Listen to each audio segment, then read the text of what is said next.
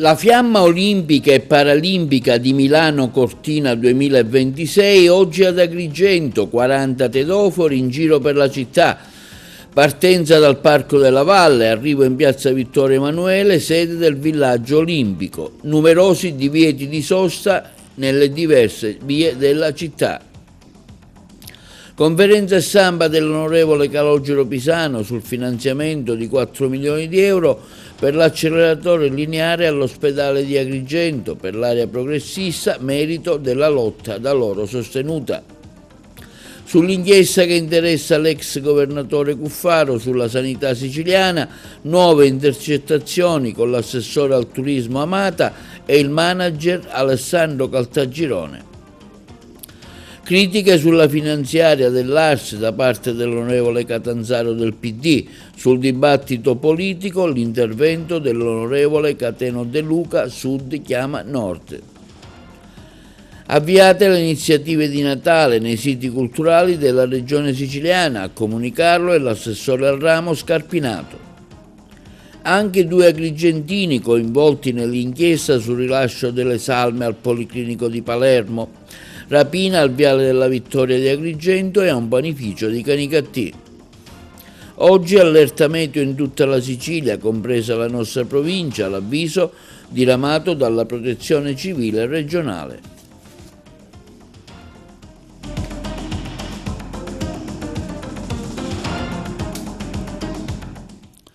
Buongiorno, benvenuti col nuovo appuntamento di TV Notizie di oggi 16 dicembre, martedì. La fiamma olimpica e paralimpica Milano Cortina 2026 oggi ad Agrigento. Il percorso coinvolgerà circa 40 tedoferi dalla Valle dei Templi a piazza Vittorio Emanuele. Il nostro servizio. La fiamma olimpica e paralimpica Milano Cortina 2026 ad Agrigento. Il percorso coinvolgerà 40 tedofori dalla Valle dei Templi a piazza Vittorio Emanuele. Dalle ore 16:30 in piazza Vittorio Emanuele, sede del villaggio olimpico, si svolgerà la City Celebration, un evento celebrativo di intrattenimento per cittadini e visitatori. In programma la performance Come in questa fiamma quando vivi splendi, ideata da Gaetano Aronica, scritta da Giovanni Volpe, con il coinvolgimento dei performer dei laboratori del Palacongressi di Agrigento. La fiamma olimpica è simbolo di lealtà, impegno e rispetto, rappresenta i valori dello sport e della vita. Il sindaco della città Miccichè e l'assessore al turismo Cantone hanno espresso orgoglio ed emozione per un evento che valorizza Agrigento, capitale italiana della cultura 25, e ne rafforza il ruolo sulla scena nazionale e internazionale. Il Comune ha emesso un'ordinanza che regola la circolazione stradale e la sosta nelle principali vie della città. Le misure necessarie per garantire la sicurezza dei partecipanti e spettatori interesseranno gran parte del centro urbano, l'area attorno alla Valle dei Templi e il rione del campo sportivo. Il percorso interessato alla manifestazione riguarda le vie che vanno dal Tempio della Concordia, dove ci sarà la partenza, la via panoramica dei Templi, il bivio Bonamorone, via Seneto, via Giovanni Finazzi Agro, via Garibaldi, via Empedocle, piazza Sinatra, piazza Pirandello, via Atenea, piazza Aldomoro, fino ad arrivare in piazza Vittorio Emanuele. Da questa mattina, fino a cessate esigenze, i divieti di sosta sono confermati nelle stesse aree, estendendosi anche al parcheggio situato al termine della scalinata della posta centrale. In piazza Aldomoro, nel tratto tra la prefettura e la via Atenea, sarà vietata la sosta su entrambi i lati per consentire la presenza dei mezzi del presidio sanitario. Ulteriori divieti scatteranno dalle ore 14 del 16 dicembre, oggi, in via Seneto, in via Callicratide, fino all'incrocio di via Dante Manzoni, in via Pietro Nenni, in piazza Pirandello e in piazza Aldomoro. Conferenza stampa oggi dell'onorevole Calogero Pisano per il provvedimento cui vengono destinati 4 milioni di euro per il 2026 per l'acquisto di un acceleratore lineare di ultima generazione e per la realizzazione del relativo bunker radioterapico presso l'ospedale di Agrigento. Il nostro servizio. Conferenza stampa oggi presso l'ospedale di Agrigento dell'onorevole Calogero Pisano per l'approvazione del suo emendamento da parte della Camera dei Deputati inserito nel decreto legge 156/2025 recante misure urgenti in materia economica, cui vengono destinati 4 milioni di euro per il 2026 per l'acquisto di un acceleratore lineare di ultima generazione e per la realizzazione del bunker radioterapico presso l'ospedale di Agrigento. Questo quanto affermato da Pisano nel corso della sua conferenza stampa, che ha ribadito come sia stato raggiunto un risultato che pone fine a una discriminazione durata troppo a lungo. Gli agrigentini, costretti spesso a spostarsi per curarsi, da oggi ne vedono riconosciuto il diritto a essere trattati come tutti gli altri cittadini italiani, con servizi sanitari moderni e dignitosi nel proprio territorio.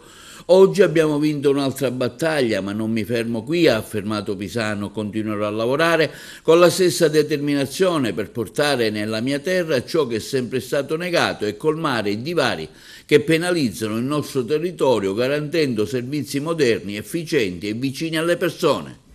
Nel corso della conferenza stampa anche la testimonianza di un cittadino di Racalmuto che ha voluto ringraziare personalmente l'onorevole Pisano per quanto fatto in materia, momenti di grande commozione.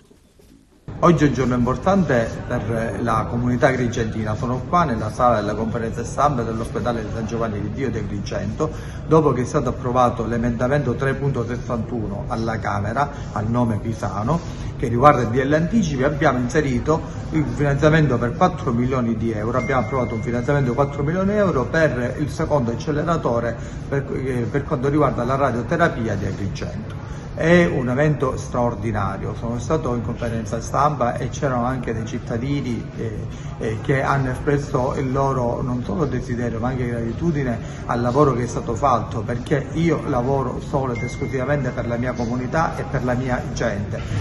Questo è il risultato che è stato portato avanti e che di qua a poche settimane verrà definito, naturalmente con il finanziamento diretto all'ASP di Agrigento, servirà veramente per aiutare tanta gente che in questo momento ha difficoltà e si va a curare fuori, ma nonostante tutto anche fuori ci sono delle liste d'attesa che non finiscono mai, quindi dare la possibilità alla gente di potersi curare nel proprio territorio è un grande risultato non solo politico ma anche umano. E sul finanziamento all'ospedale interviene oggi Onofrio Dispenza dell'area progressista, affermando: se arriverà l'agognato acceleratore lineare per la radioterapia all'ospedale San Giovanni di Dio, non sarà certo merito del banditore di turno, ma della lotta degli agrigentini, dei medici e dei sanitari. Una lotta sostenuta concretamente dall'area progressista e dai suoi deputati. Questo quanto afferma Nuccio Dispenza, portavoce dell'area progressista, nel giorno in cui un parlamentare del centrodestra vorrebbe rivendicare uno stanziamento del Parlamento per dare alla città quello che irresponsabilmente le è stato negato per anni, penalizzando Agrigento anche rispetto ad altre province siciliane. Chi oggi prova a rivendicare quello che il centrodestra ha negato a donne e uomini dell'Agrigentino, dice il portavoce dell'area, lo fa senza sapere quello che al San Giovanni di Dio manca e quello che c'è già, in attesa di sanare ritardi che hanno pesato sulla pelle e sulla vita dei cittadini. Al San Giovanni di Dio mancava l'acceleratore, il bunker per ospitarlo c'era già, e questo, conclude Dispenza, moltiplica le colpe di chi governa e la dice lunga sul loro spessore. Gli agrigentini non hanno l'anello al naso. E sempre in merito alla sanità, Davide Faraone interviene oggi sul caso di mala sanità a Lampedusa, dove è stato aperto un servizio di oncologia senza l'oncologo. Faraone afferma: mentre a Lampedusa si celebra l'apertura del servizio oncologico decentrato, sull'isola manca una cosa indispensabile, l'oncologo. L'unico è andato in pensione e non è mai stato sostituito. Per un paziente oncologico di Lampedusa questo significa viaggi infiniti, aerei o navi per ogni visita, con controlli rimandati, terapie spezzettate, ansia che diventa quotidianità. È un modello che fa acqua da tutte le parti, farmaci antisblastici preparati a Palermo, caricati su un aereo, trasportati per ore, poi somministrati in un ambulatorio non ospedaliero. Eppure nell'oncologia il trasporto è la fase più delicata.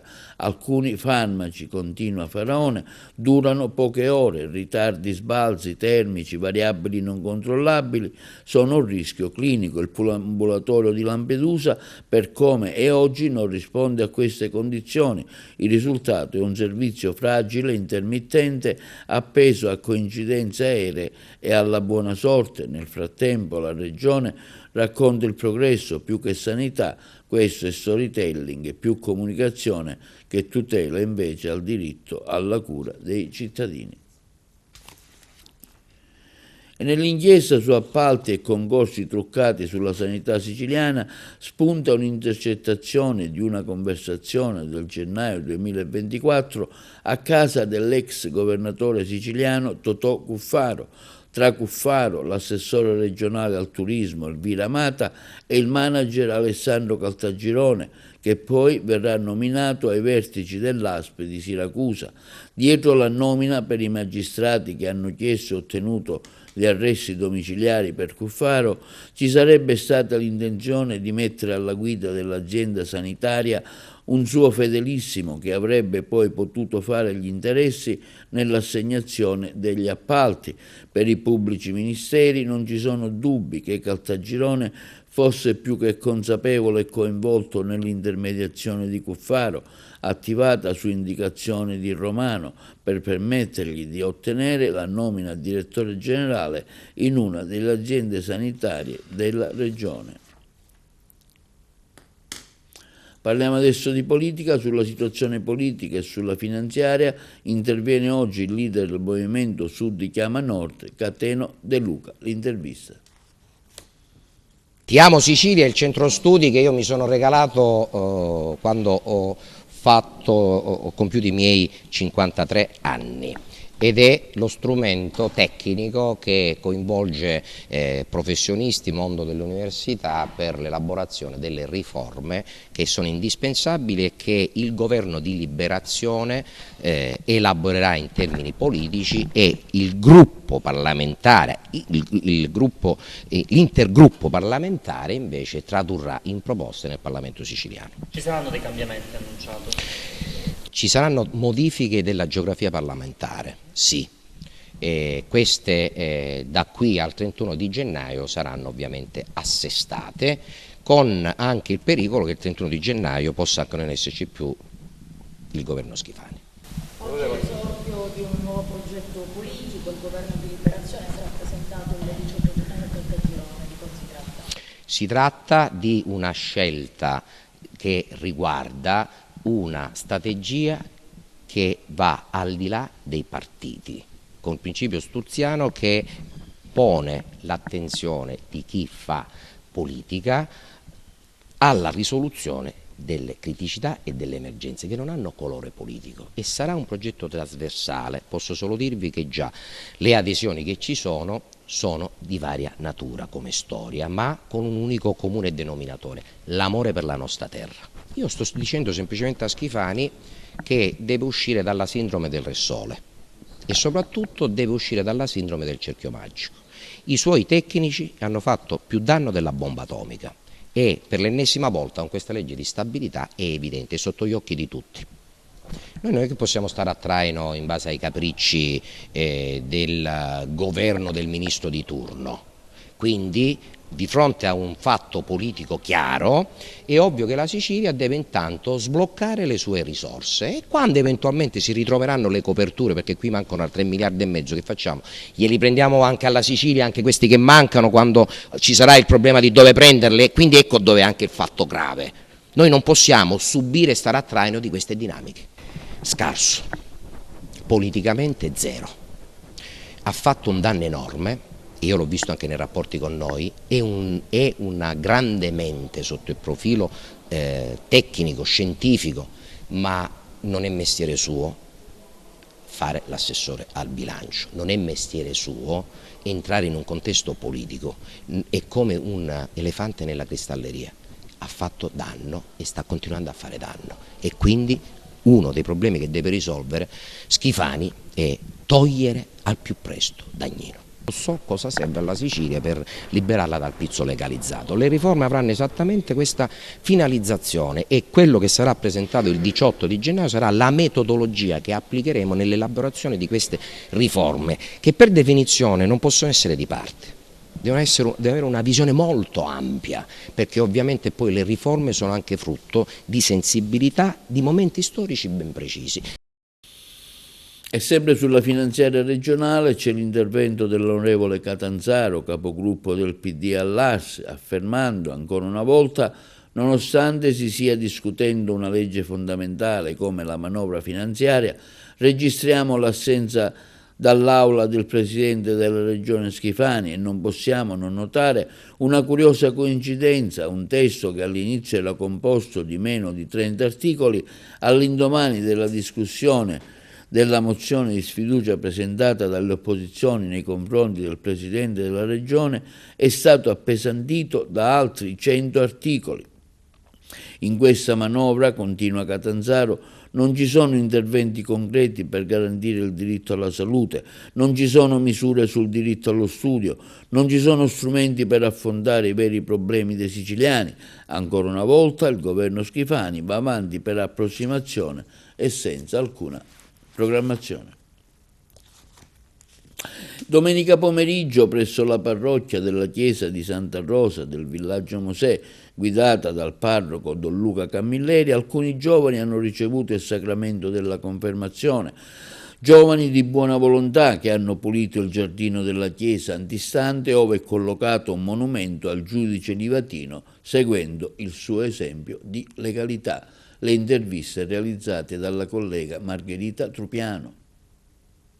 E domenica sera quasi e voi siete qui in chiesa alla parrocchia di Santa Rosa, inusualmente, come fanno i giovani, a curare il giardino. Come mai? Sì, perché Don Luca ci ha parlato del giudice Livatino e vogliamo seguire il suo esempio. Voi ritenete sia importante dare questi esempi per i vostri amici giovani? Sì, penso che sia un esempio giusto da dare sia ai giovani sia ai nostri amici, e comunque è importante dare anche una mano d'aiuto per la Chiesa. È un momento di solidarietà verso il prossimo questo per voi? Sì.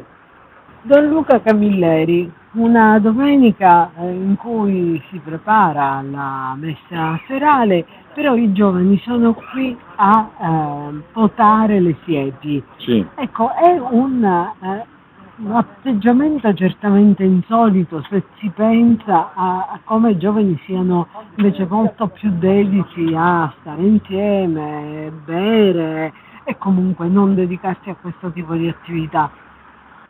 Sono i ragazzi che hanno ricevuto il sacramento della confermazione e abbiamo fatto con loro un percorso sulla scia del beato giudice Angelo Livatino, di cui abbiamo qui una sorta di simulacro ferreo, una scultura moderna ma significativa. Allora loro mi chiedevano come possono contribuire alla legalità, al bene comune e alla cura e alla salvaguardia del creato, perché ricordiamo che il giudice Livatino anche all'inizio della sua esperienza si occupò anche di tutela dell'ambiente, e io ho detto ma potreste cominciare, l'ho detto come una provocazione, anche pulendo le siepi che ci sono sul sagrato della nostra parrocchia, e devo dire, e va a merito dei nostri ragazzi, che con grande sorpresa questa domenica pomeriggio, di loro spontanea iniziativa, senza che io li avessi assolutamente sollecitati, hanno detto che erano pronti qui a seguire nel piccolo l'esempio del giudice Livatino. A Licata nei giorni scorsi si è svolto un interessante convegno degli avvocati italiani che si occupano di sovraindebitamento. Le interviste del collega di Licata Angelo Augusto. Avvocato Sica, Licata ospita oggi e domani un importante appuntamento nazionale con avvocati che arrivano da ogni parte d'Italia per parlare di crisi di sovraindebitamento. È un momento importante per la città, oltre che per voi associati. Sì, abbiamo l'onore di ospitare questa 2 giorni conclusive del corso nazionale di sovraindebitamento che teniamo qui a Licata, oggi 12 dicembre e domani 13 dicembre. Oggi il corso sarà dalle ore 14 alle ore 14.30 alle ore 19.30 e domani dalle 9.30 alle 13.30. Abbiamo deciso di parlarne di presenza a Licata proprio per portare a conoscenza sia per gli operatori del settore, quindi avvocati e commercialisti, sia con la cittadinanza tutta, di questa normativa, di questa legge ormai in vigore da diversi anni, nasce nel 2012 con la famosa legge 3, dello strumento che oggi esiste e messo a disposizione proprio dei cittadini e di tutti coloro che rientrano nei requisiti di questa legge per poter uscire da quella piaga del sovraindebitamento e avere la famosa seconda chance, cioè ritornare liberi da tutte le esposizioni debitorie, ritornare nuovamente in bonis, cioè non avere più pendenze di alcun tipo e di alcuna natura, e ritornare soprattutto operativi nel settore sociale ed economico. L'associazione svolge un ruolo ormai fondamentale in questo tipo di attività. Che cosa fate e perché della presenza a Licata?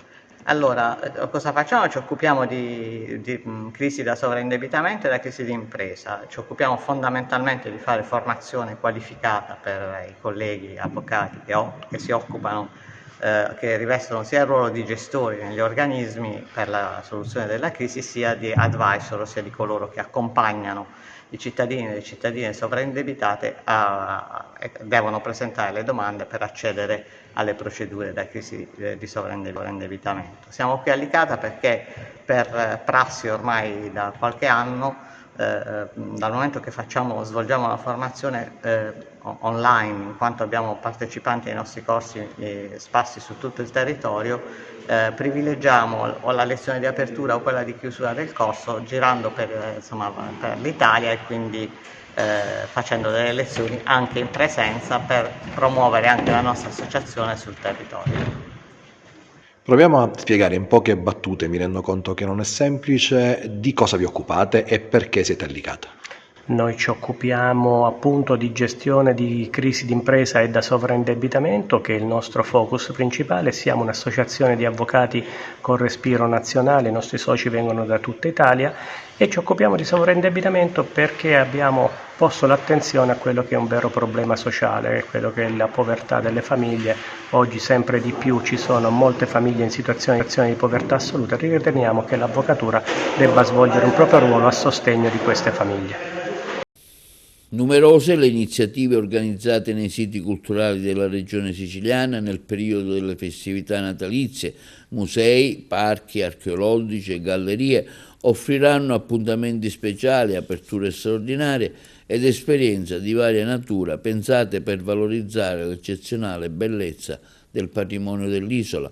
Un'offerta così ricca e variegata, ha affermato l'assessore ai beni culturali e all'identità siciliana Francesco Paolo Scarpinato, è fondamentale perché significa avere un programma di attività adatti a tutti, gli appassionati d'arte ai visitatori occasionali fino ai più piccoli che in occasione del Natale possono così avvicinarsi alla cultura in modo semplice, coinvolgente e divertente. Una programmazione ampia e diversificata accresce la capacità attrattiva dei nostri siti, rendendoli punti di riferimento per chi desidera vivere un'esperienza di qualità. Ad Agrigento, alle fabbriche chiaramontane, si terrà una mostra fotografica a ingresso gratuito dal tema Insule Acqua, Gianni Berengo, Gardin e Filippo Romano, fino al prossimo 8 marzo.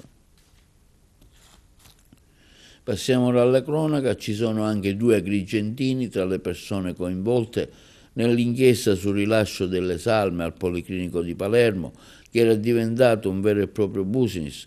La procura, coordinata dal procuratore Maurizio De Lucia, ha chiesto l'arresto di 15 persone accusate a vario titolo di associazione a delinquere, corruzione e concussione.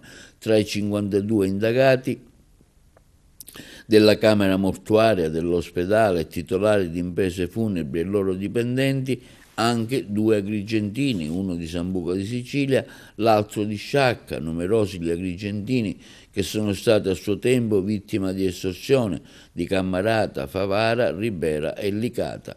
Sentiamo in merito il servizio dei colleghi di Palermo. Al Policlinico di Palermo il rilascio delle salme sarebbe stato trasformato in un affare illecito. La procura, coordinata da Maurizio De Lucia, ha chiesto l'arresto di 15 persone con accuse che vanno dall'associazione a delinquere alla corruzione e concussione.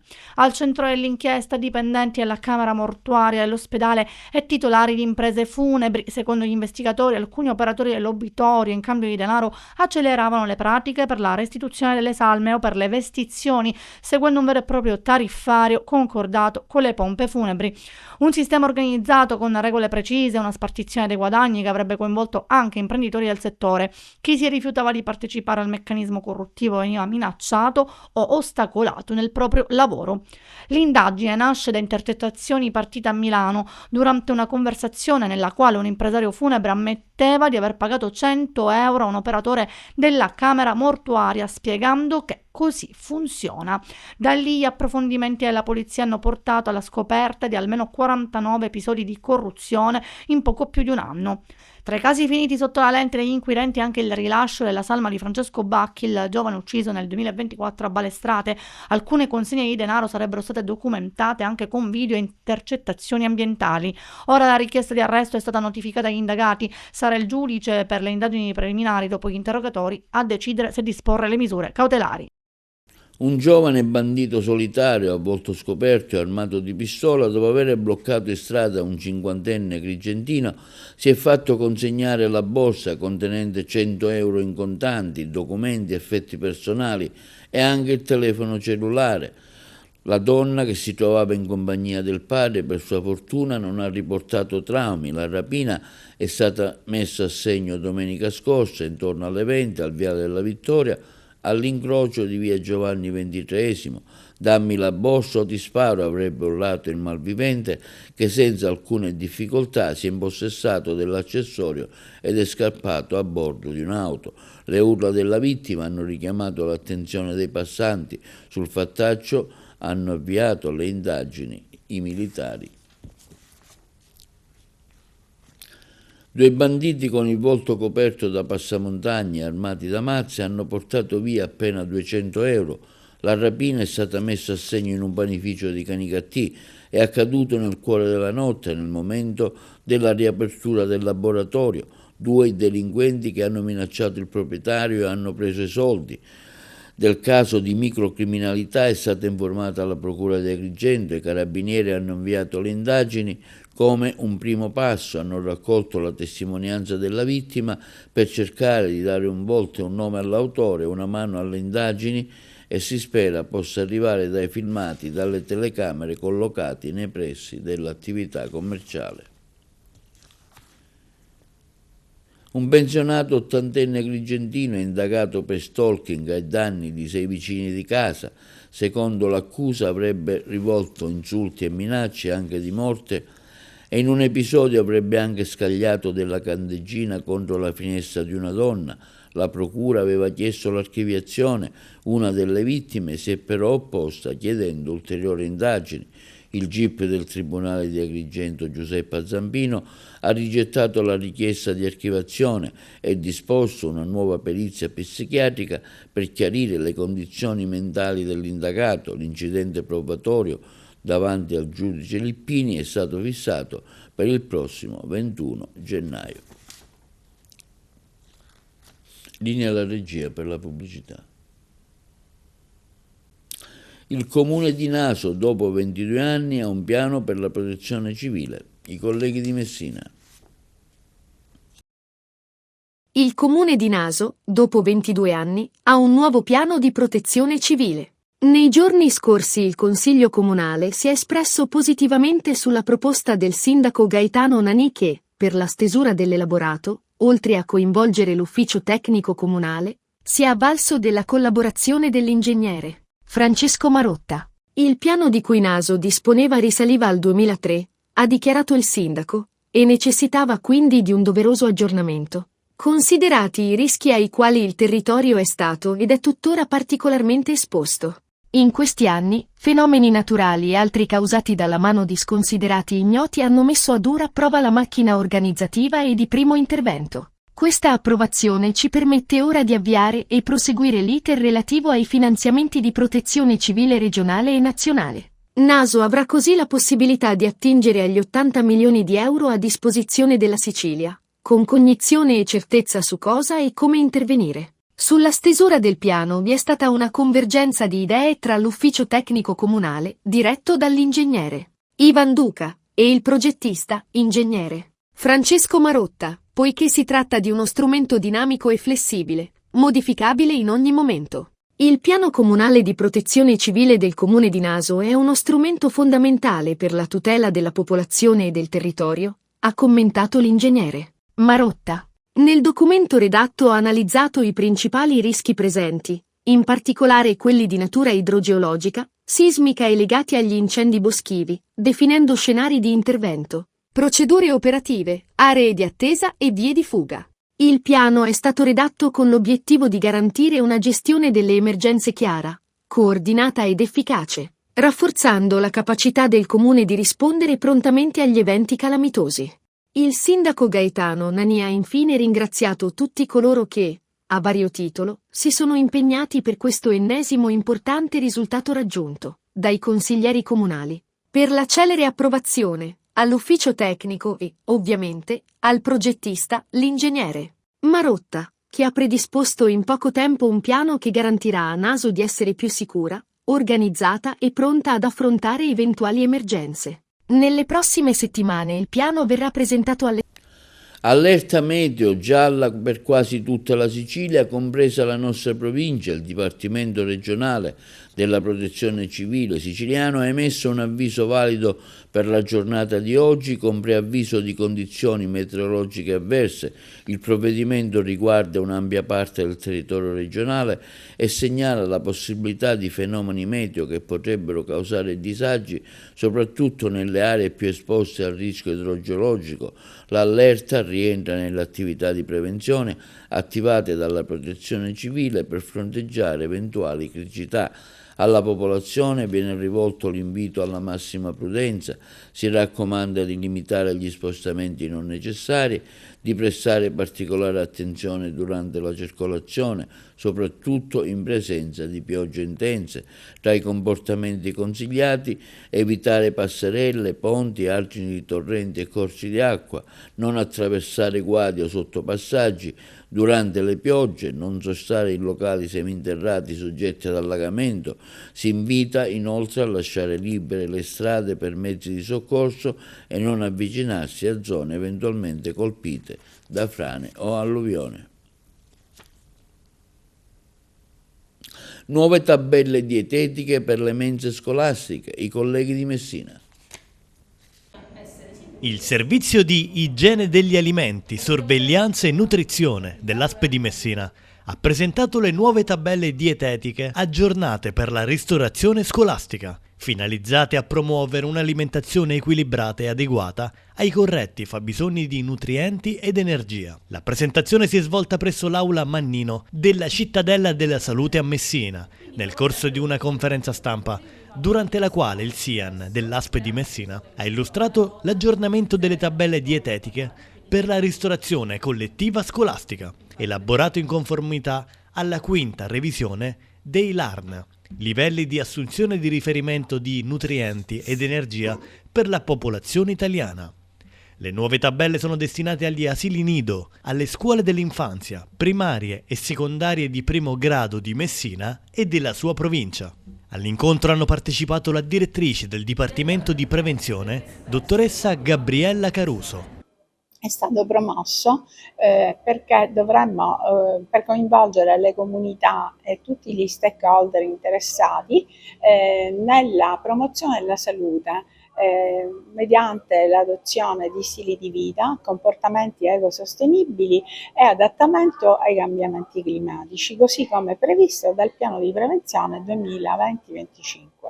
Miriam Gargano, medico esperto in informazione specialistica su comportamenti ecosostenibili e adattamento ai cambiamenti climatici. Le dietiste del SIAN Maria Lidia Loprinzi e Noemi Vacirca, oltre a sindaci e assessori dei 108 comuni della città metropolitana di Messina e ai referenti delle ditte di ristorazione collettiva. Oggi è una giornata con due importanti appuntamenti. Il primo, abbiamo realizzato il corso per la preparazione di pasti senza glutine rivolto agli operatori del settore alimentare con ristoratori privati e operatori delle mense della ristorazione collettiva, mense ospedaliere, mense scolastiche. Il secondo appuntamento sarà l'importante presentazione delle tabelle dietetiche per la ristorazione scolastica. Una giornata importante quella di oggi perché è il frutto di un lavoro durato tanti anni, dal 2018 ad oggi. 2018 in cui la dottoressa Turiano, referente dei nostri progetti e dell'educazione alla salute per quanto riguarda il SIAN dell'ASP di Messina, ha ben pensato di strutturare le tabelle dietetiche per tutti i comuni della nostra ASP, della nostra provincia. È un obiettivo fondamentale, cioè quello di fare prevenzione nutrizionale attraverso la ristorazione collettiva scolastica, quindi in tenera età, a partire dagli asili nido fino alle scuole secondarie di primo grado. Questo è un obiettivo per noi fondamentale. Oggi presenteremo le tabelle nutrizionali per la ristorazione collettiva con la nuova revisione dell'ARN e tutte le indicazioni chiaramente adeguate sia per fascia d'età, quelle che ci dà anche l'Organizzazione Mondiale della Sanità, quella che ci danno anche i sistemi di rilevazione dati come Occhio alla Salute. Cosa ci dicono? Ci dicono che ancora oggi in Sicilia ci sono percentuali elevate di bambini in sovrappeso, di ragazzi in sovrappeso, ma anche carenze nutrizionali. E allora cosa fare? Cosa abbiamo pensato? Di strutturare insieme al team del SIAN dell'ASP di Messina le tabelle nutrizionali che siano in grado di iniziare questa prevenzione primaria sin da giovanissimi, quindi sin dalla tenera età, e poi in collaborazione con le scuole e con le famiglie strutturare un'alimentazione adeguata per tutta la giornata. E questo è tutto per l'edizione di TV Notizie di oggi. Vi ricordiamo che i nostri programmi si possono vedere in tutta Italia sul canale 268 del digitale terrestre, per chi ha la Smart TV, in streaming sul sito www.televideoagrigento.tv, il telegiornale sul canale 93 di Video Sicilia alle 15 e alle 20, con replica la mattina alle 9. Inoltre i nostri servizi si possono visionare sul canale YouTube di TVA Televideo Agrigento. E questo è tutto e vi auguriamo una buona giornata.